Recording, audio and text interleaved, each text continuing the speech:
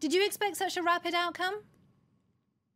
I think it was becoming very likely once one saw the scale of the crowds that were on the street and the news that there was unrest in other parts of Burkina. So it wasn't just a Ouagadougou urban phenomenon. There were reports of big protests in other towns around the country.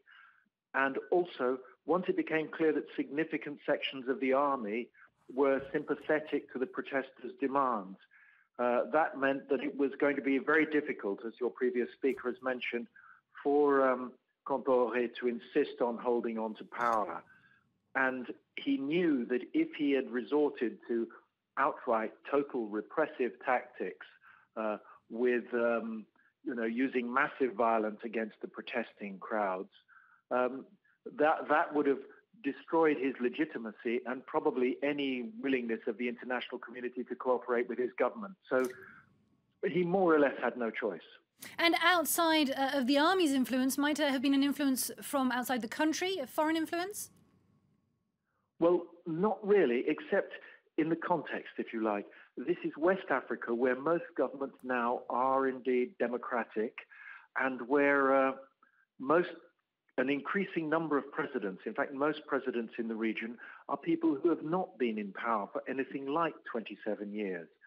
The norm increasingly is for countries to elect a president who does 1 or 2 terms, perhaps 3 terms, usually just a couple, in West Africa.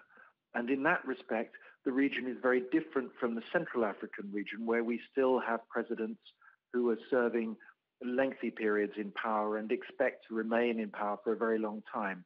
But in West Africa, the regional context, the regional bloc, ECOWAS, is strongly in favor of constitutional democracy. And we'd seen in a couple of other countries, in Niger notably, when the president there tried to go for a 3rd term, ECOWAS as a group refused to support him and actually backed international sanctions and cooperated with the military when they pushed him out. So Compaoré knew that the regional context wouldn't have favoured him staying in power.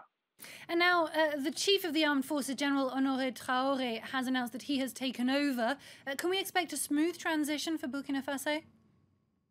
Well, I think senior army commanders will be very well aware of not only the mood across ECOWAS in favour of constitutional government, but the fact that if Burkina was to, if the military were to try and hang on to power and as it were, you turn this into a military coup, then the country would be isolated, international cooperation would be cut off, donors would be very angry, the African Union would be very angry.